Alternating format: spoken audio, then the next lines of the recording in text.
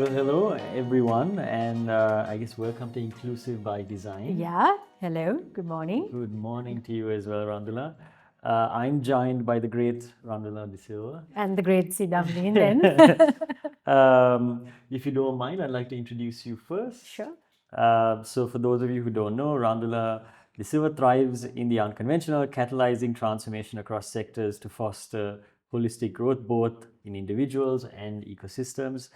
With leadership experience spanning the private and development sectors, her work bridges people, creativity, and the evolving interplay between traditional and modern economies. As the founder and chair of Good Life X and co-author of the globally published Thrive Canvas, Randhula has designed and led programs spanning agri-food innovation, sustainable tourism, green energy, new media, climate impact, and circular economy. The list goes on and on. She has served on the council of the National Innovation Agency as an independent director at Trace Expert City and currently at the Chitrasena Vajra Dance Foundation. Previously, she was the inaugural CEO of Hatchworks, the chief disruptor of the GIZ SME Sector Development Program, and head of Information Intelligence Services at Verite Research. She holds a master's in development planning and a BBA from the University of Colombo, and is the Chevening Research, Science and Innovation Leadership Fellow of the University of Oxford. Beyond her professional pursuits, Randhula is a passionate advocate for the arts, serving as an executive producer for local music, television, and Sri Lankan cinema.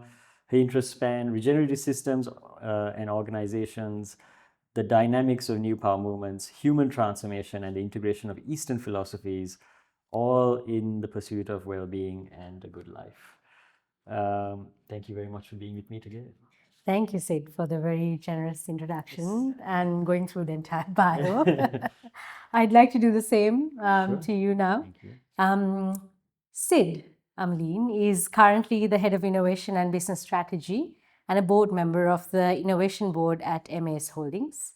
As the head of strategy, Sid currently leads the development and rollout of the company's 2030 strategy. Having obtained his bachelor's degree in business management from Boston University, Sid worked at Virtusa prior to joining MAS in 2016.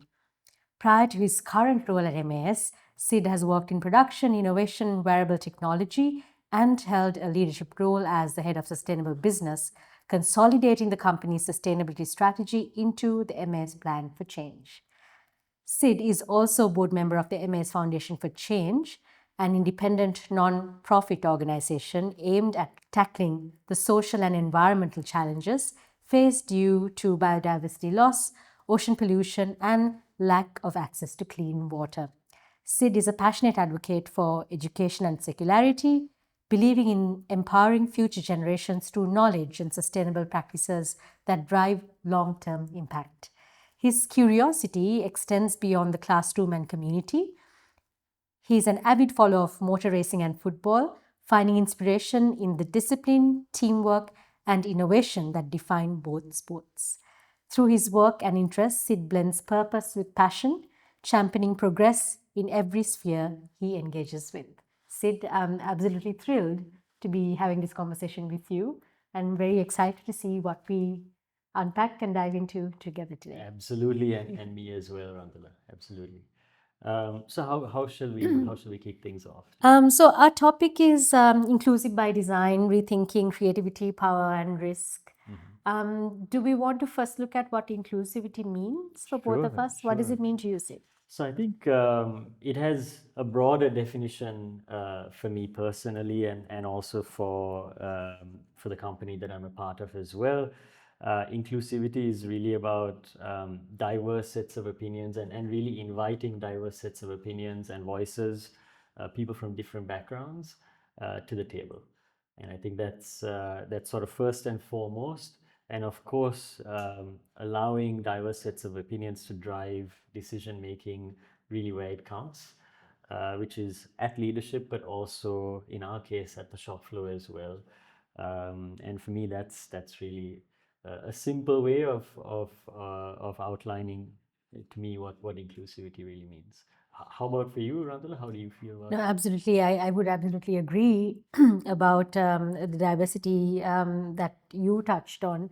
Oftentimes, inclusivity is reduced to a checkbox, unfortunately.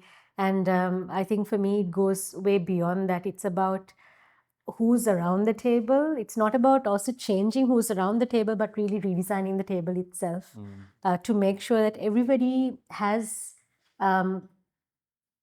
opportunity to be heard, but also feel safe Yeah. to be heard, to be imaginative, to be creative. So it can be representing as and many diverse professions, people's opinions, but also is there possibility and room for them to really bring in their expertise or to even challenge something that is out of the norm? I think that function itself, so it's a culture for me overall. Yeah. And it's something that can be difficult to develop and even more difficult to sustain as well. Exactly. I mean, we talk about, because you're also a lot into secularity and biodiversity. When we look at nature, there's so many multitudes to what makes an ecosystem. It's just not one function of what's mostly visible, but there's so many invisible things that really keeps it in balance, but also keeps it sustained and keeps it resilient. So I think in organizations and in the function of innovation itself, there's so many intangibles and unseen things that can often get missed, not just in terms of people, but also in terms of functionalities and cultures. So No, absolutely. Yeah. And I'm interested in how we can also dive into this conversation. We have a bowl full of questions yeah, here. yeah. Do What you do you want to say, dig Randhula? in? Should we dive in? Let's dig in. All right. Let's see. I'm just going to pick one at random. Yeah. All right. So the first question is, beyond policies and programs, how do you cultivate a culture that values diversity as a driver of creativity? So if I was to ask you, Randhula, how would you really think about this in terms of some of the work that you're doing in the breadth of organizations that you're also a part of? Beyond policies, programs, how do you really culture that? How do you really cultivate that culture within an organization? Yeah. I mean, I'm super happy that we're starting with this question. Yeah. Uh, because cultivating that as culture really is the mother of all solutions or possibilities. And looking at it from a policy or a programmatic lens always limits us to a structure or a timeline. And that can really only make it very transactional. But if we are to really touch into inclusivity, that can transform an organization and really help us break through into innovations that can change organizations' path and therefore what it can do for people and the planet. I think cultivating a culture where it's at the very core of the functions of the organization and is in the DNA of the people. Yeah. It's almost like mycelium Yes. in a nature's environment. So how do we make it possible, and what are the pathways to doing that? I think it's in the intangibles quite a lot. It's about not just structured ways of how this could happen, but also how's the informal culture structured? How's the informal culture really evolving in organization? Where does informal conversations happen? Where's silence held? Where are people feeling comfortable to be heard and to come out with their perspectives? All of this can be cultivated through culture, less through policy. It can't be engineered, but it can be harnessed and harvested by the leadership, but also a lot of the middle management and even the new recruits really embodying this culture as their own to grow into. So, like I said previously, also the safety to be heard, Yeah. and the unconscious biases that really comes in, whose ideas are picked up, Yeah.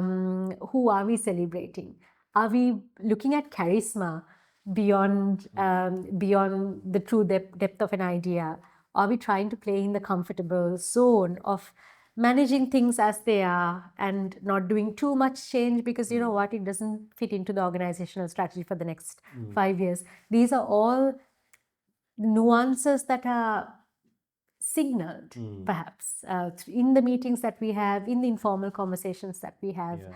So I think it's a very conscious effort. It comes in the effort, in daily small actions that adds up to the whole overall. So I think there's many books written about these things and we can speak quite a lot about it, but everything comes into the culture of how an organization functions to the people, and it's the being of the people that really mirrors that and portrays it, in my opinion. And who really drives that change or that culture? Do you feel like culture is driven top down by a leader, or is it by the sort of the talent that comes in, let's say the younger generations that drive the culture that they want in an organization? Do you feel like it's maybe who that organization serves, like the customers, etc.? How do you feel like that has manifested in some of your work? We strongly believe in purpose. Yeah. And so do you. Absolutely. And I think purpose plays a huge role. And who sets the purpose? I think leadership has a strong role to play in envisioning what the path forward of the company is, how the company shows up, who the company serves, what the company goes on to do and goes on to say, and who the company recruits. So I think it's not top down, but I think the purpose radiates all of this. And the leader or the founder or the leadership holds influence over this purpose. If there is purpose written on the walls, which is beautiful, but is not reflected in the leadership, it's very hard for the company to really hold that. Yeah, and it's pretty obvious for anybody as well, right? In that organization, when the leadership doesn't match the purpose on the walls. Exactly. What has it been in your experience? I think it's so MAS is the company that I'm a part of, and MAS has typically been we are more operations focused as an organization and manufacturing focused, and frankly we've been challenged with this in many regards, right? Because I think the culture at MAS is an engineering culture. The culture is also policies, programs. It's easier to drive change in that regard. And I think what we found is when you leave it to, because we're such a broad organization with many different leaders in different parts of the globe, if you just leave things to be natural or organic, inclusivity doesn't necessarily happen organically. It has to be something that's driven. We intentionally look for where the gaps are, how do you identify those gaps, and then really think about whether it's programs, policy, or changes that need to be made, whether it's trainings, whether it's sensitization of leadership, etc. You almost have to be somewhat prescriptive in order to change culture, especially when you're looking at changing culture of an organization that already exists. So I think it's as much as you need that culture, the policies and the programs certainly have a big impact, especially because you're able to then identify where those gaps are. And if you don't identify them and make that clear to everybody, um, and rather communicate where those gaps are, because like you said, there's unconscious bias. There's also a tendency to be unaware of where the issues are and where the problems are and where the gaps are. And I think one example from MAS is within the industrial engineering fraternity at MAS. So these are the individuals that look at process engineering, they look at costing, pricing. It's a large job function. We found that within that job function, it wasn't particularly inclusive. There wasn't a lot of representation of women in that job function. And we needed to really bring that out. And so we created an entire program called Empowering Engineering to really look at how we empower women engineers from the bottom up, and to also help women understand that there's a significant amount of opportunity as well for women within these types of roles, which typically in the past have been, shall we say, male dominant. Through nobody's fault, but that's just sort of how it has ended up, at least within our organization. And so the first step is recognizing where there is an inclusive culture and where there isn't, and then really thinking about how you go about tackling it one step at a time. At least that's the process mentality that we have at MS, maybe to our own fault, but that's the way that we sort of have tried to go after things, Yeah, and look for solutions, you know. Yeah, absolutely. And with your example, it's clear how you have achieved certain expansions and unlocked opportunities there for more women or more inclusivity to function in that male dominant stream or profession.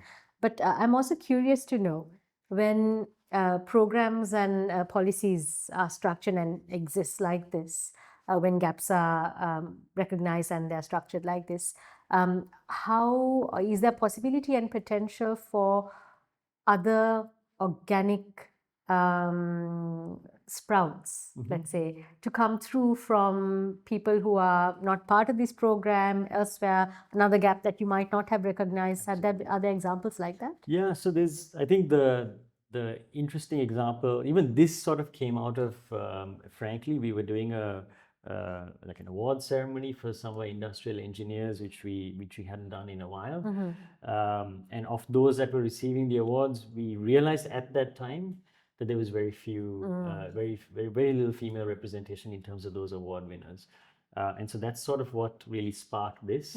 And then also something that was happening parallelly was within our innovation organization. We were looking at our engineering talent, and we realized within automation and engineering, once again, that there were fewer women in those roles. And that team actually came together and said, you know, why is that? Actually, well, there's fewer women that are applying for these roles at the junior most level. Well, why is that? Actually, because there's plenty of women engineering graduates, but they don't seem to be applying for these roles within MAS. And then when we worked one way backwards, we realized that actually it comes down to, at the high school level, how many girls are really taking up STEM as a career path. Right. And so it actually was one or two people within the innovation organization who were really passionate about this. And so they really drove it and said, you know, let's create a program for girls in STEM. And so we're now working with 10 different schools in the Colombo area to give them an opportunity to see some of the cool new tech, to experience, you know, what it might be like, and a broad range, not just apparel, but we take them to, you know, understand motor racing, to understand other types of engineering opportunities that are out there for women, and we introduce them also to women in leadership positions within the engineering functions, right? So let's see how that program goes. It's been, I think, 4 years now. And I think the purpose is really exposure and really helping young women really understand and see what's possible. And not feel, I don't know what the word is, maybe there's a stigma around some of these roles and some of these, let's say, career paths. And I think we really want to try to go after that and take a sledgehammer to that stigma and say, hey, what if it could be completely different? And so that's a program that we've run as of late that really came bottom up. And it's just something that a few folks came together and said, hey, we want to do this. And the organization got behind them and backed them to try to look at it differently. That's pretty amazing. And I think the difference of this example is the initiation of it, or the source of it, the seed of it came through the organization itself. And the organization had the curiosity, the willingness, and the space to double down and really keep asking the question on how to solve it, to go all the way to the schools. But if we take a step back and look at how it's usually done, I think this is an unusual situation, which is also why MS is celebrated in these kind of approaches, it usually is done in a very prescriptive way that really doesn't relate to the gaps on the ground or the outside externality of the organization itself. Yeah. For you to find out that there is an issue in high school girls or young girls taking up STEM due to social stigmas, I think, and to do a program that actually addresses that at the root cause, that's taking true effort, and that, I believe, if I have to look at it closely, comes from DNA of the organization and culture of really wanting to change, and adaptability also. It's easier for small organizations to change or bring in such things, but much difficult for large organizations to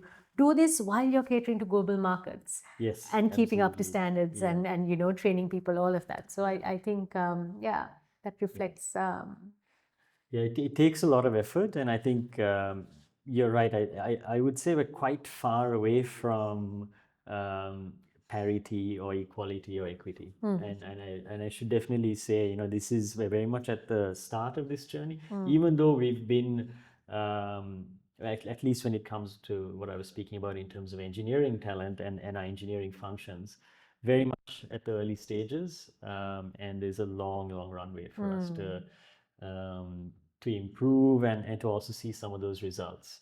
It's slowly starting to look better and better in terms of course, at MES, everything is tracked and monitored and measured. And in that regard, when you look at things over time, we're seeing a lot more participation. We're seeing also a lot more women in management roles within engineering functions compared to before.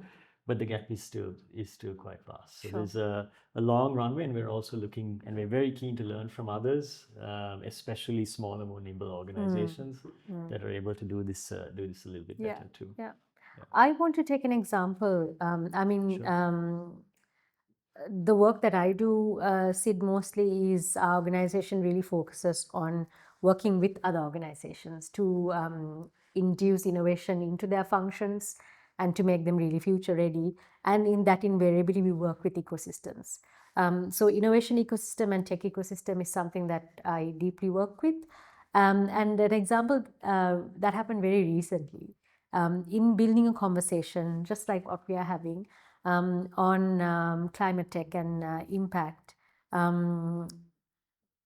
Like what you observed in the award ceremony, the usual names that would come up that would really fit, profiles that would really fit for this conversation, were all male.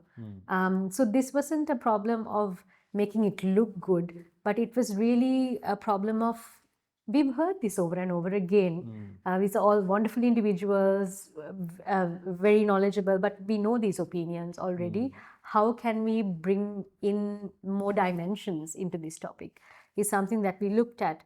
And around the table, one thing that was mentioned is, look, if this is who's there, that's it. We can't just arbitrarily fix a problem. But some of us thought, no, maybe I think we're looking at it in the usual way and not differently. So we really pushed ourselves to ask, let's keep gender aside. Let's look at what other dimensions and specialities that's missing here. All we had here was entrepreneurs and investors. What about scientists? What about artists? What about people who are working in these thematic areas, but perhaps in very different silos, very different segments of the economy or the industry? This question really helped us open doors for other people like scientists, creatives, and artists come into the conversation, which unlocked a lot of potential for the entrepreneurs and the investors to really see problems differently, and for the scientists, on the other hand, to see, oh my God, what we are working on repeatedly is already being tested out there. And they are now looking at how do we collaborate to actually take this to the communities and the people. So it's just one single decision to look at things differently that enabled opportunities for a lot of more people to work together. So I think inclusion is also not stopping at the surface level, which you also didn't do, and really going beyond to see why is the reason and how can we really change that from the root. It's super important, and a really interesting approach that you've also taken is just to keep asking why, and not be satisfied with that first answer or that second answer that you get, which can sometimes be a part of the culture, especially here in Sri Lanka as well. It's like, oh, well, that's all we have, and that's all we can, or that's all we can afford, or that's Right. all we have access to. But to push beyond that and to think creatively about how to be inclusive is something that I can definitely respect in you, and you being able to pull that off as well. Yeah, I mean, yeah, it's very interesting what we come up with when we do Absolutely. that. Yeah. Should Should we? we? Yeah, Yeah, go ahead. yeah. All right. So, okay, we might have touched on this in our previous dialogue, but how do gender and other forms of diversity influence decision making in innovation focused teams? How's your experience been on this, Sid? So I think within our teams and as we look at innovation overall, how do we bring gender diversity in? We really looked at how do we bring diverse opinions in, like you were speaking about a little bit earlier as well, right? Like scientists, entrepreneurs, etc. How do we bring diverse opinions in, and then understand based on those diverse opinions, also then how do we have the right room for the right conversations? Um, and I think from our perspective, one of the things that we've done on the innovation board, which I'm also a part of, is really think about how we bring in opinions on, let's say, its product, outside in as well. So we have an individual who's part of the electronics industry. She led Philips for many years, and is based out of Singapore right now. So she really gives this outside in. I don't know how to put it, but she really charges us up because she challenges us in many different ways. And I think that diversity of opinion, that diversity of even background and where she's coming from, really adds a lot of strength to the conversations, and also in the decision making as well, right? So we're able to make better, sometimes faster decisions because we have that diversity of opinion. And it's not always easy. It's not always the path that's frequently traveled. But I think that's also kind of the point as well, right? When you have a diverse set of opinions around the table, you can take the path that's much less traveled as well. How about for yourself? In your experience, how have you seen innovation being adopted, and in terms of having diverse backgrounds? Yeah, I mean, in our work also, the most amount of trouble I make, which is something I like to do, Yeah. is by bringing people that aren't really used to being in each other's presence, or used to solving a certain problem together. And every time, I've done this for 8 years now, and every time they leave the room, they leave transformed, regardless how junior or senior they are. This could be a Gen Z, this could be a baby boomer who's done amazing work locally or globally. And both learn so much from each other. And also change each other's perspectives as they sit around solving a problem or looking at a problem with their different experiences and lenses and worldviews. And as a result, we end up having a much richer solution.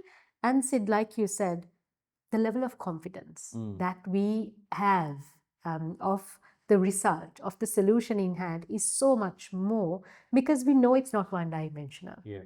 It's multidimensional, it's much more holistic, it's tested through different lenses and generations and sectors. And perhaps it takes longer. It's not, I know exactly where I want to go. I just want to get from A to B and this is the road to Yeah. it. It's like, it's not that. It might be very lateral, it's not linear, Yeah. but it makes it so much more richer and future proof, in my opinion, and experience. So I think one example is the type of work that we do for market access. Okay.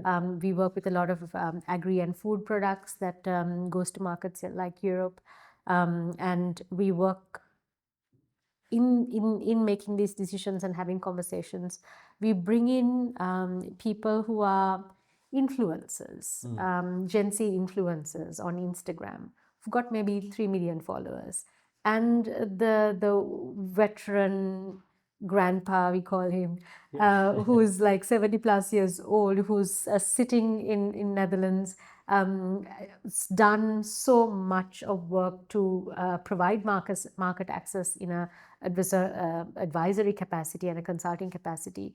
And his knowledge and the conscious consumer, who's this Gen Z influencers knowledge, how does it come together to inform a Sri Lankan entrepreneur who's taking something like kitul or jackfruit into the global market, has given us insights and the entrepreneur insights that we wouldn't have unlocked if we worked with either or we worked only with our market diagnostics. So it's I think now much more easier because we are really having so much of access to global knowledge and connectivity. And what's required is our openness to really tap into it and to consider diversity as something important for our journey.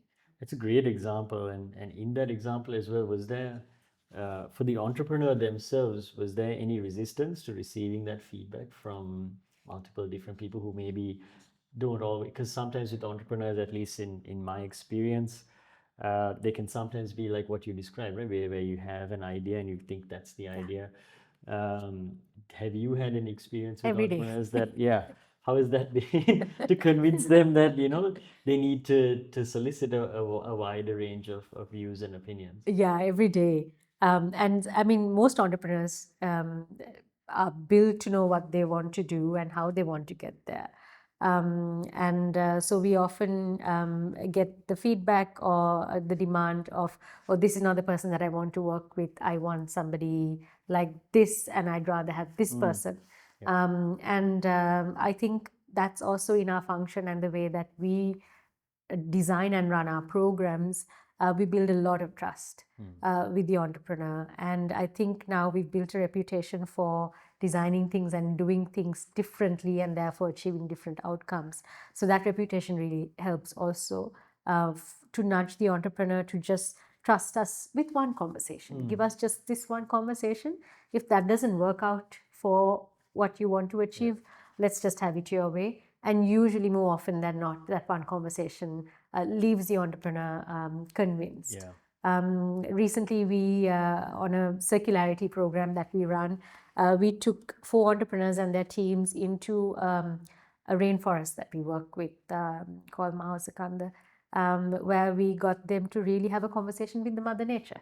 And facilitating this conversation was scientists, doctors, and artists and innovators. So it was quite a different experience, something different to what we usually do as well.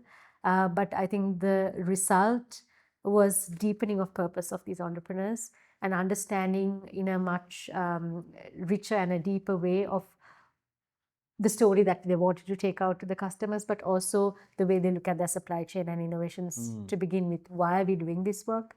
And what is the end result of this work? And that was achieved in one day. So so it really is possible when you also put the right people in the right environments as well. Then you're physically there. It makes a big difference. Exactly. And on that note, should we try another one? Yeah, let's go. All right. What are practical ways organizations can create space for creativity and innovation without disrupting operational efficiency? So I'll repeat the question again. What are practical ways organizations can create space for creativity and innovation without disrupting operational efficiency? Yeah. I think you'll have so much to add here. I actually feel like you don't really need to disrupt operational efficiency to be creative, and in fact, you actually need those two to really come together. So especially in my experience right now, what we're finding is adoption plays a key role in innovation. Right. which means the moment an idea is adopted by, it could be a user, or somebody's using your innovation in some way, even if it's as an early prototype, you're able to learn so much of feedback from that. And so I don't think there's a huge tension between efficiency and necessarily being creative. Once you get that adoption and you get a taste of that, it tends to also inspire the innovator and the creativity in you to almost multiply, right? Because you're able to gain a lot of information about what it is that you're solving for, what you can achieve versus not, and that almost enhances your creativity even more and even more. So yeah, so my personally in some of my experience, that has been the case.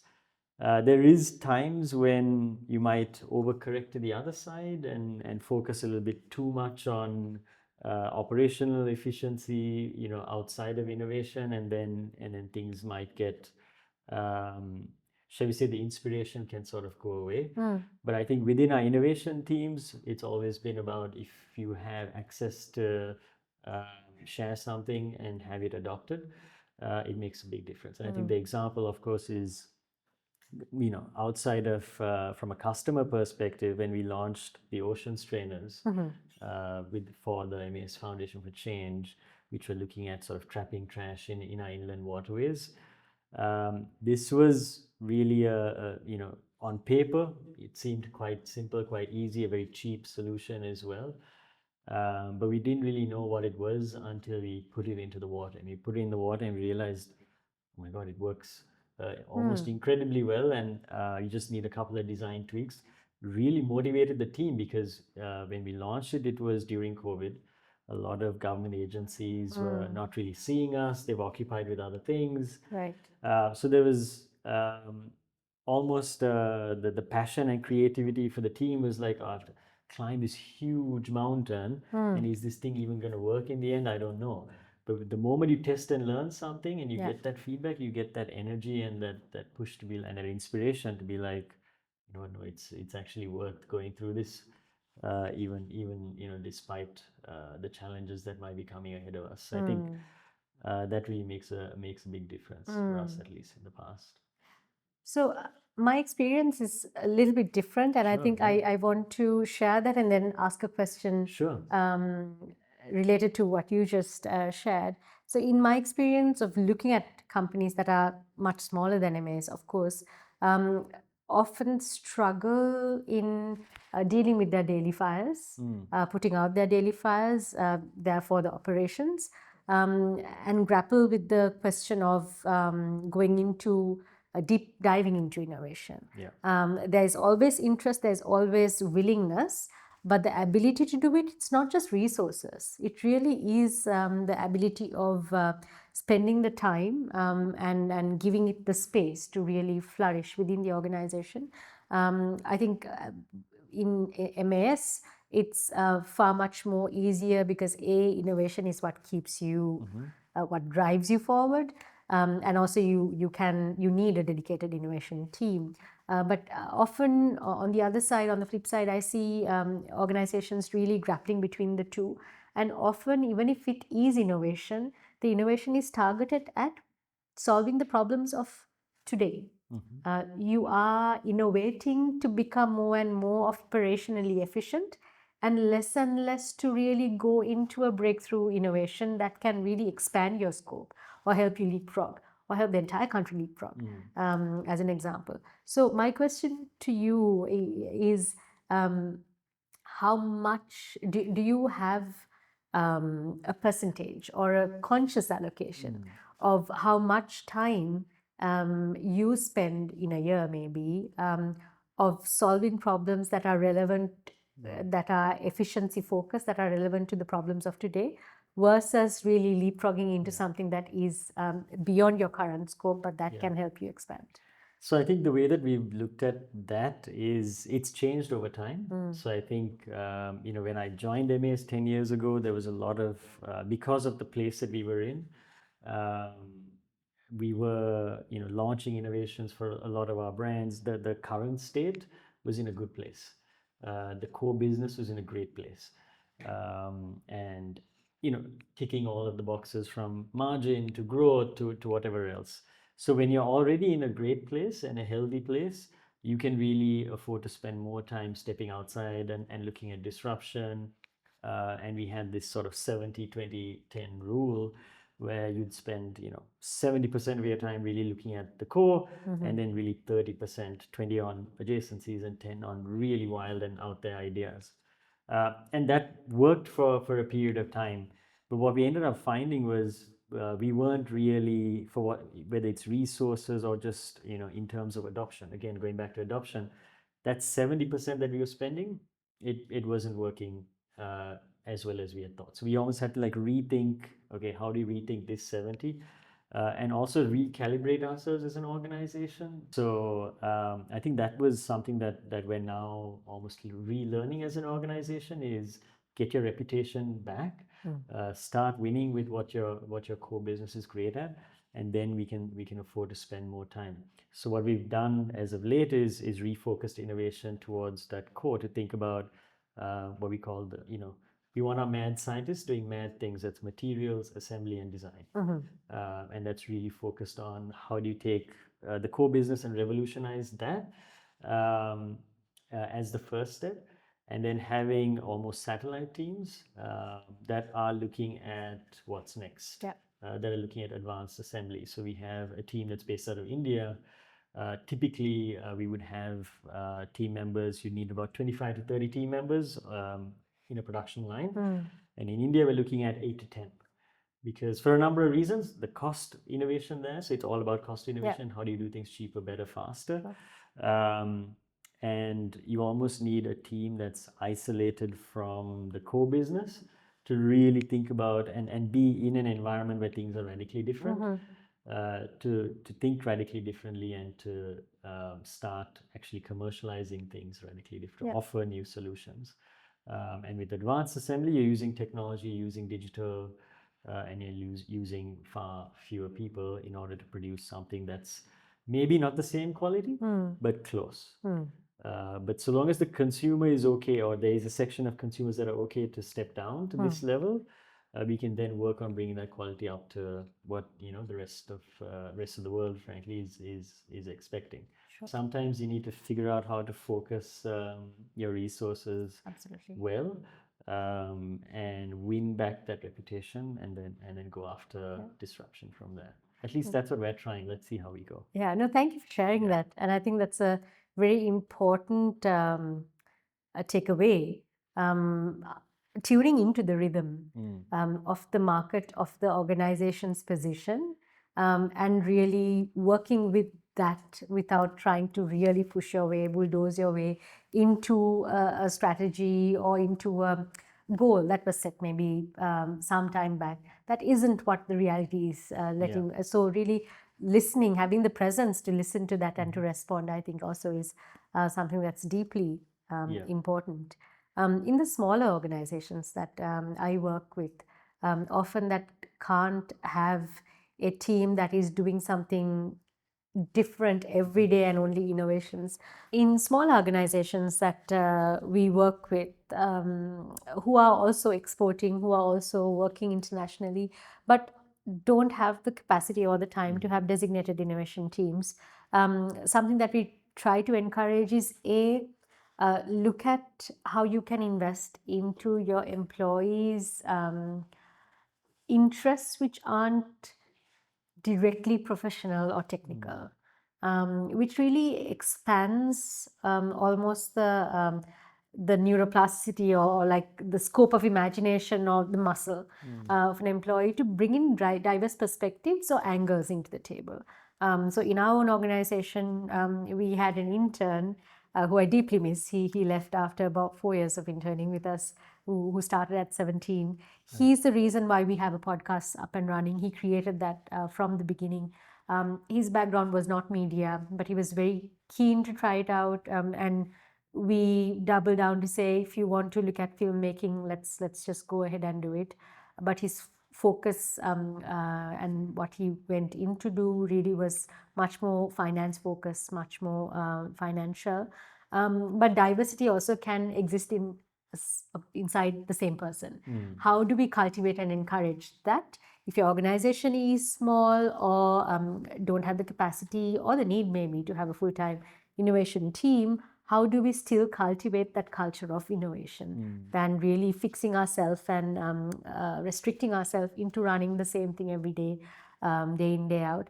And the other thing that we always do and try to encourage is, can we have a regular day where everybody try to either play a game or find a solution or fix a problem that is again not related to your business, which really brings out skill sets, thinking capacities and perspectives, and you don't feel you're being watched or being judged for a business critical solution. So you bring out the element of play, which is deeply important in the innovation process that we don't really look at. And how often do you do something like that with the team? At Good Life X, we try to have game nights monthly, and we do it. That's excellent. Yeah, it's truly culturally something that really helps us to build trust, also to understand each other's strengths and capacities that sometimes is underplayed. When you're in a boardroom, if people are sitting together with the founder, myself, the CEO, someone might not speak up, even if they have a different opinion. It's not because we don't hold the space, it's just something that is culturally not practiced. But in a situation where you're playing and you are also competitive, and that angle comes in, a lot of things unleash and you get to see other sides that you might not see in other environments. So this is not really team building, but we do it in the spirit of innovation, and that has truly helped. I love that idea, and I might steal it from you. Please do it. Yeah. I'll tell you what games also help at big situations. Yes. And I think that could definitely help our teams as well, because oftentimes you can get bogged down in the rat race of innovation, right? Even within innovation, it can be intense, and it can be iterative. Some might say repetitive as well. And so, how do you sort of step away from that? And doing something like this might be very interesting even for us to try out at our scale. And working with the arts, the creatives, there's not enough importance given to it in the private sector, and Sri Lankan creative sector has so much to offer to the private sector, and this is something I can't stop elaborating enough. And there's so much of room to explore, play, and co-create in that angle. So I think lots for you to try out as MS. Absolutely. There's and on that note, there's clearly a long way for us to go as well as we look forward. But I'd love to know from your perspective, how do you really see the future, and specifically, what changes do you think need to happen, or are you really looking forward to within the organizations that you're a part of, as it relates to inclusivity and as it relates to the way innovation is conducted at the companies that you're a part of? Thank you, Sid, for asking that question.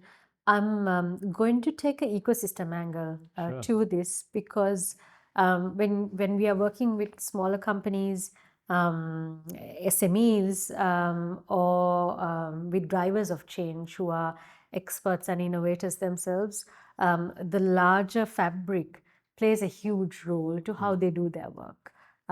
So I think in a macro lens or in ecosystem lens, the change that I would desire, I don't foresee it, but I really desire and would love to see it happening, is where inclusivity really is effortless, where we don't need to have checkboxes, where we don't need to have policies or programs, that it is organic and it is invariably how things happen and run.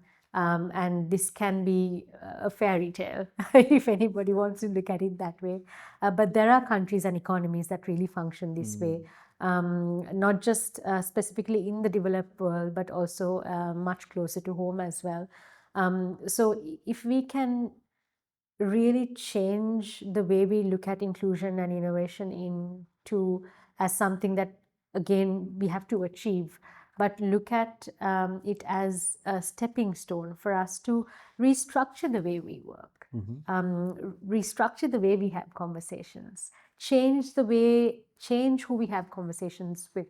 I think that's going to be a really good starting point for us to have a much more inclusive innovation culture and have a much more innovative and a richer innovation environment to begin with.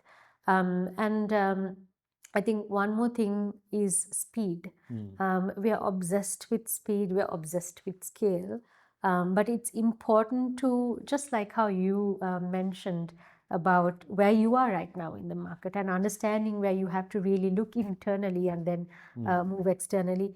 Can we also have a rhythm in the ecosystem or a culture where we respond to speed as something that is coming out organically and not really force speed, because there's a limit to force speed. Systems break.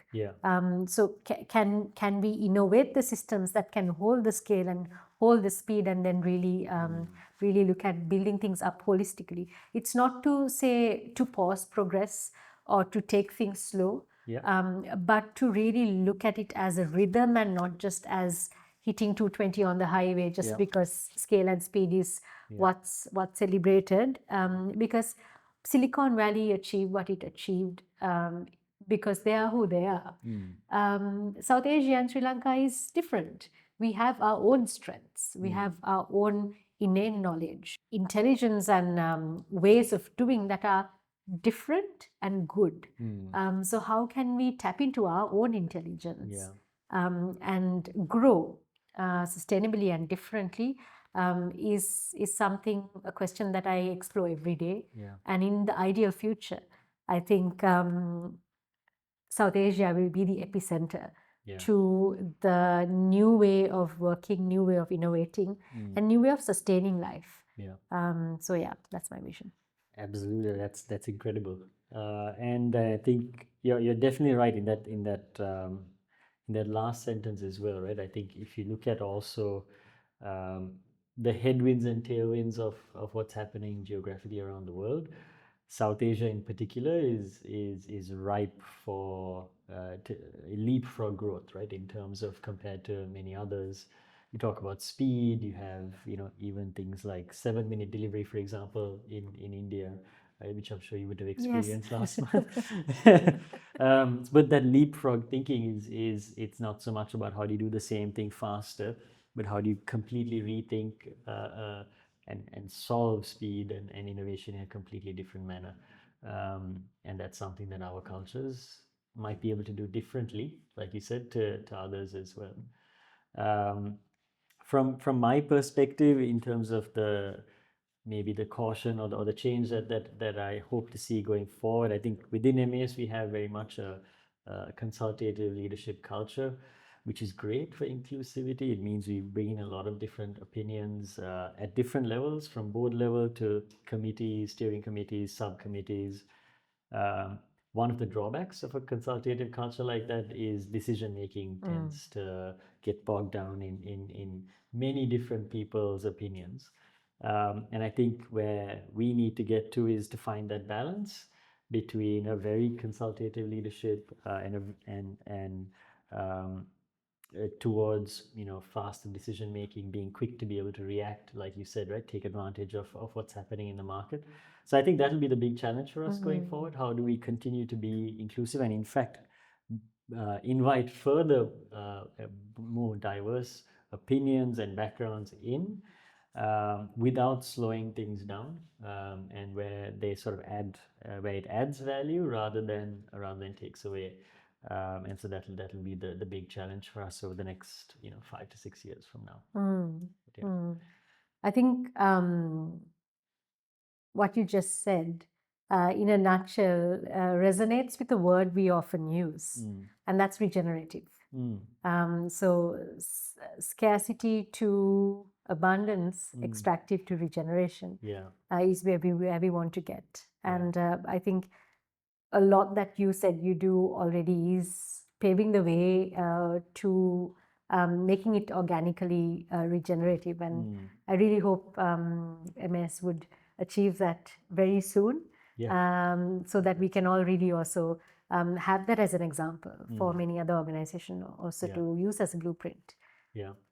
Well, that's part of the plan. We're on the journey, but I think we'll probably take our time to get there. But that's definitely not going to stop us from trying. Yeah, we definitely know the path that we're on, and there's still a lot more for us to achieve. Yeah, wishing you the best of luck. That's it. And you as well Thank you. in everything that in the broad list of activities that you're also engaged All in the pursuit of good life. Absolutely, absolutely, absolutely. Thank you so much Thank you, for Sid. speaking with me Thank today. you. It was a pleasure.